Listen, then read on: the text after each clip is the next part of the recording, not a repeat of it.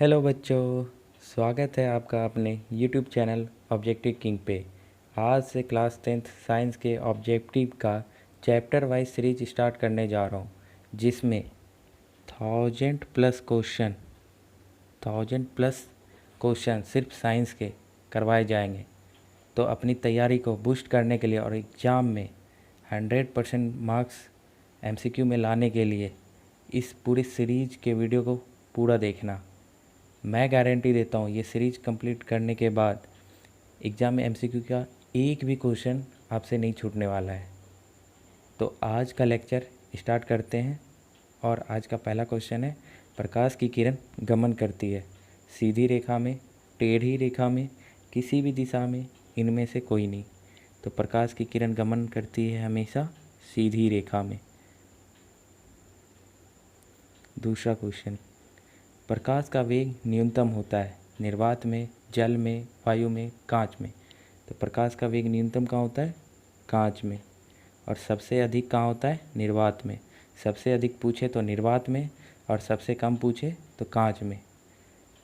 Series में पूछे तो सबसे अधिक निर्वात में, फिर वायु में, फिर जल में और सबसे कम कांच में। मोटर गाड़ी के चालक के सामने लगा रहता है समतल दर्पण, उत्तल दर्पण, अवतल दर्पण, उत्तल लेंस। तो मोटर गाड़ी के चालक के सामने लगा रहता है उत्तल दर्पण। और उत्तल दर्पण का फिगर पूछ ले एग्जाम में तो उत्तल दर्पण का फिगर ये होता है। और उत्तल दर्पण क्यों लगाया जाता है? उत्तल दर्पण में हमें इमेज छोटा दिखता है और छोटा दिखने के कारण दूर तक दिखता है, इसीलिए मोटर गाड़ी के चालक के सामने मिरर उत्तल दर्पण का होता है ताकि वो पीछे दूर तक देख सके। और चौथा क्वेश्चन है, मोटर कार के हेडलाइट में किसका प्रयोग होता है? समतल दर्पण, उत्तल दर्पण, अवतल दर्पण या उत्तल लेंस। तो मोटर कार के हेडलाइट में प्रयोग होता है अवतल दर्पण का, क्योंकि अवतल दर्पण हेडलाइट में रहने के कारण लाइट दूर तक जाती है और ये इमेज को बड़ा कर देता है। समतल दर्पण द्वारा बना प्रतिबिंब होता है वास्तविक, काल्पनिक, दोनों या इनमें से कोई नहीं। समतल दर्पण में जब भी इमेज बनता है वो मिरर के पीछे बनता है, मतलब दर्पण के पीछे बनता है। इमेज अगर यहाँ है तो वो जब भी बनेगा दर्पण के पीछे बनेगा। पीछे बनने के कारण उसको बोलते हैं काल्पनिक। तो समतल दर्पण में प्रतिबिंब कैसा बनता है? काल्पनिक। लेंस की क्षमता का अस्थायी मात्रक होता है डायोप्टर, लुमेन, लक्स, एंगस्ट्रॉम। तो डायोप्टर होता है लेंस की क्षमता, क्या होता है? डायोप्टर। और डायोप्टर को कैसे डिनोट करते हैं? डी से। प्रकाश की किरणों का पथ दर्शाने वाले चित्रों को कहा जाता है किरण आरेख, फोकस, किरण पुंज या इनमें से सभी। प्रकाश की किरणें का पथ दर्शाने वाले चित्रों को कहा जाता है किरण आरेख। 2D क्षमता वाले लेंस का फोकांतर होता है, तो इसका फॉर्मूला होता है P बराबर 100/f, P2 equal to 100/f। f यहाँ मल्टीप्लाई हो जाएगा, 2 नीचे आ जाएगा, तो 100/2 equal to f equal to 50। तो आंसर कितना हो गया? 50 सेंटीमीटर। फॉर्मूला याद कर लेना, P बराबर 100/f। f किसको बोलते हैं? फोकस को। किसी उत्तल लेंस का फोकांतर 50 सेंटीमीटर है तो उसकी क्षमता होगी, सेम फार्मूला, P बराबर 100/f, P equal to 100/52। P power कितना आ गया हम लोग का? क्षमता 2 डायोप्टर।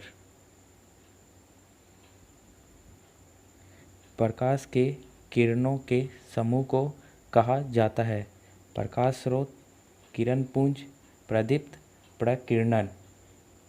तो प्रकाश के किरणों के समूह को क्या कहा जाता है? किरण पुंज। एक साथ जब प्रकाश आता है तो उसको क्या कहा जाता है? किरण पुंज। उत्तल लेंस की क्षमता होती है ऋणात्मक, धनात्मक, ऋणात्मक और धनात्मक दोनों, इनमें से कोई नहीं। तो उत्तल लेंस की क्षमता होती है धनात्मक। अवतल लेंस की क्षमता होती है ऋणात्मक, धनात्मक, धनात्मक और ऋणात्मक दोनों, इनमें से कोई नहीं। तो अवतल लेंस की क्षमता होती है ऋणात्मक। उत्तल लेंस को कहा जाता है अभिसारी लेंस, द्विउत्तलीय लेंस, अपसारी लेंस, इनमें से कोई नहीं। तो उत्तल लेंस को कहा जाता है अभिसारी लेंस। अवतल लेंस को कहते हैं अभिसारी लेंस, द्विअवतलीय लेंस, अपसारी लेंस, इनमें से कोई नहीं। तो अवतल लेंस को कहते हैं अपसारी लेंस। निम्न में से कौन सा पदार्थ लेंस बनाने के लिए प्रयुक्त नहीं किया जा सकता? जल का, कांच का, प्लास्टिक का, मिट्टी का। जल का प्रयोग कर सकते हैं क्योंकि उससे लाइट आर पार हो सकती है। कांच का, कांच से भी लाइट आर पार हो सकती है। प्लास्टिक का, प्लास्टिक से भी आर पार हो सकती है। मिट्टी का, लेकिन मिट्टी से लाइट आर पार नहीं हो सकती, तो मिट्टी से हम लोग लेंस नहीं बना सकते। किसी दर्पण में हमेशा वस्तु से छोटा प्रतिबिंब प्राप्त होता है। पहले भी बता रखा हूँ। समतल दर्पण, उत्तल दर्पण, अवतल दर्पण, कोई नहीं। तो इनमें से क्या होगा? उत्तल दर्पण। छोटा आकार किस में बनता है? उत्तल दर्पण में, जो कि गाड़ी के मिरर में काम आता है। किस दर्पण से वस्तु का बड़ा प्रतिबिंब बनता है? बता रखा है। अवतल दर्पण से बनता है। समतल दर्पण में बराबर बनता है, उत्तल दर्पण में छोटा बनता है और अवतल दर्पण में बड़ा बनता है। तीनों याद रखना है। समतल में बराबर, अवतल में बड़ा, उत्तल में छोटा। प्रकाश के परावर्तन में कितने नियम हैं? प्रकाश के परावर्तन के कितने नियम हैं? 1, 2, 3 या 4? प्रकाश के परावर्तन के 2 नियम हैं। I = R पहला नियम, और आपतित किरण, परावर्तित किरण, अभिलंब और आयतन बिंदु सभी एक ही तल पे मौजूद होते हैं। सभी एक ही तल पे मौजूद होते हैं। यही दोनों नियम है प्रकाश के परावर्तन के, याद रखना इसको। जब प्रकाश की किरण हवा से कांच में प्रवेश करती है तो मुड़ जाती है। अभिलंब से दूर, अभिलंब के निकट, अभिलंब के समांतर, इनमें से कोई नहीं। जब प्रकाश की किरण आती है निर्वात से, हवा से, और वो कांच में प्रवेश करती है तो लंब के नज़दीक झुक जाती है। ये खाली खाली सा है, ये भरा है थोड़ा कांच का, तो ये लंब की ओर झुक जाती है। तो क्या होगा?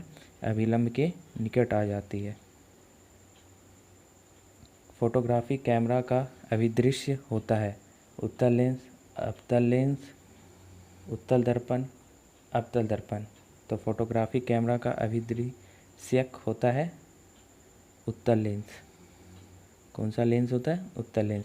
कैमरा के आगे कौन सा लेंस लगा रहता है? उत्तल लेंस। साइड मिरर के रूप में प्रयुक्त होता है। बता रखा हूँ, पहले भी आगे भी आया है। ये इम्पॉर्टेंट क्वेश्चन है, एग्ज़ाम में ज़रूर आएगा। ये क्वेश्चन आना ही आना है एग्ज़ाम में। VVI है, VVI लगा लो इस पर। साइड मिरर के रूप में उत्तल दर्पण।